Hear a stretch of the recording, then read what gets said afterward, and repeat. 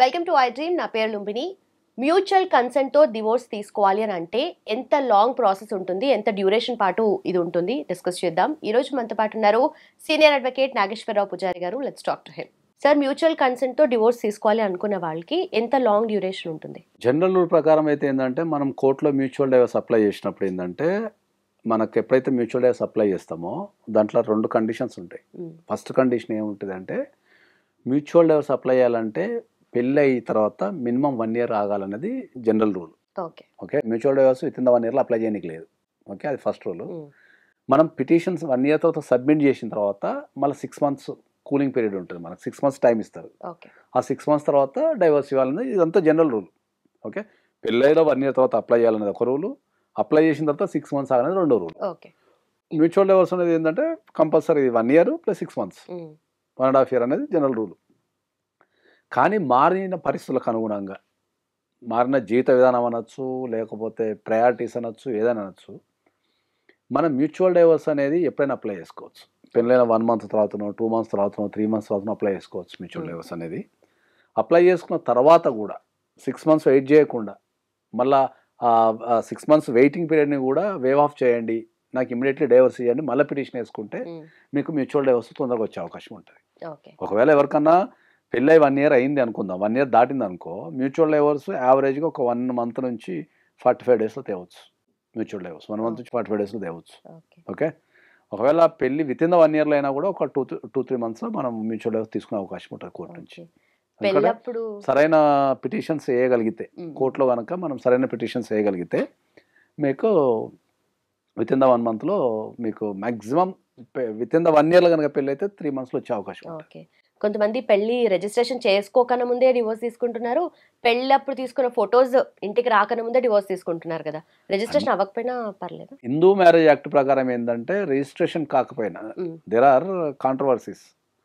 ప్రతి marriage register చేయాలని ఒక రూలు, కానీ రిజిస్టర్ చేయకున్నా కూడా హిందూ మ్యారేజ్ యాక్ట్ ప్రకారం రిజిస్టర్ చేయకున్నా కూడా the marriage is valid. Compulsory Hindu మ్యారేజ్ని రిజిస్టర్ చేయాలని రూల్ ఏం లేదు. సో ఇది కూడా ఒక కాంట్రవర్సీ ఉంది. ఏంటంటే చాలామంది పెళ్ళి అయితే దాన్ని రిజిస్ట్రేషన్ చేయాలనుకుంటారు కదా, చేసుకోవచ్చు. ఒకవేళ చేసుకోకున్నా కూడా ఇట్ ఈస్ వ్యాలిడ్. వ్యాలిడే, మ్యారేజ్ ఈజ్ వ్యాలిడ్. ఒకవేళ రిజిస్ట్రేషన్ చేసుకున్నంత మాత్రాన మ్యారేజ్ ఇన్వాలిడ్ అని చెప్పడానికి ఏం లేదు. సో హిందూ మ్యారేజ్లో జనరల్గా మనకు అందరికి అర్థమయ్యే భాష చెప్పాలంటే చేసుకోవచ్చు, చేసుకోకూడదు. చేసుకున్నా చేసుకోకపోయినా రూల్స్ అండ్ రెగ్యులేషన్స్ లాలో ఏం తేడా ఏమి ఉండదు. చాలామంది ఏం ఫీల్ అవుతుంటుందంటే, మ్యారేజ్ అనేది నేను రిజిస్ట్రేషన్ చేసుకోలేదు కాబట్టి నాకేమైనా రైట్స్ రావేమో, నా పెళ్ళి ఏమైనా రద్దు అయిద్దేమో, పెళ్ళి ఇన్వాలిడ్ అయిద్దేమో అని అందరు చాలామంది ఫీల్ అవుతుంటారు. సో హిందూ మ్యారేజ్ యాక్ట్లో అదే ముస్లిం మ్యారేజెస్ కానీ క్రిస్టియన్ మ్యారేజెస్ కానీ కంపల్సరీ రిజిస్ట్రేషన్ కావాలి. Without registration that marriage or invalid. ఎందుకంటే అవి ఏర్పడేదే రిజిస్ట్రేషన్తో. ఇప్పుడు ముస్లిం ఉందనుకోండి, వాళ్ళు నికానామా రాస్తారు, నికానామా రాస్తేనే వ్యాలిడ్. అట్లనే సేమ్ క్రిస్టియన్స్ కూడా ఏంటంటే వాళ్ళు కంపల్సరీ సర్టిఫికేట్ ఇష్యూ చేస్తేనే మ్యారీడ్ అయినట్టు. కానీ హిందూకి వచ్చారు మనకు కొద్దిగా డిఫరెన్స్ ఉంది. వాళ్ళ పెళ్లి ప్రాసెస్ అలా ఉంటుంది. తర్వాత మన తర్వాత రిజిస్ట్రేషన్ చేసుకోవచ్చు, చేసుకోకుండా కూడా రైట్స్ లో ఏ ప్రాబ్లం రాదు. చేసినా చేసుకోకుండా ఏ మ్యారేజ్ ఏం ప్రాబ్లం ఏం లేదు. రిజిస్ట్రేషన్ కాకపోయినా డైవర్స్ ఫైల్ చేసుకోవచ్చు, లేకపోతే ఏ కేసు అయినా ఫైల్ చేసుకోవచ్చు. 498 ఫైల్ చేయొచ్చు, లేకపోతే నీకు మనకు మ్యాట్రిమోనీ ఇష్యూస్లో వచ్చేసి మెయింటెనెన్స్ కూడా అప్లై చేసుకోవచ్చు. ఏం ప్రాబ్లం. కానీ ఈ మధ్యకాలంలో చాలా మంది ఏంటంటే రిజిస్ట్రేషన్ చేసుకోవాలి కదా అంటారు, కానీ చేసుకోవడం అనేది మంచిది. చేసుకోకుండా మీ రైట్స్కి ఏమి ఇబ్బంది ఏం లేదు. And for more videos, please subscribe to iDream. Please subscribe to iDream. Please subscribe iDream. And please subscribe to iDream. For more videos, subscribe to iDream. please like, share and subscribe to the channel. Congratulations, iDream. Subscribe to iDream. Subscribe to iDream. So subscribe to iDream Media. iDream ki iDream team andarki huge congratulations. Please subscribe iDream Media. Please subscribe to iDream.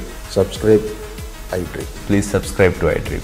iDream అంటే నా కళల channel subscribe చేసుకున్న నోరు తిరుగుతలేదు, మీరైతే గంట గుర్తు కొట్టండి. For more such videos, please subscribe to iDream. Subscribe to iDream. Please subscribe to iDream. Please subscribe iDream Media. Please do subscribe to iDream. Please subscribe to iDream Media. For best entertainment and information. Please subscribe iDream. And don't forget to subscribe to iDream.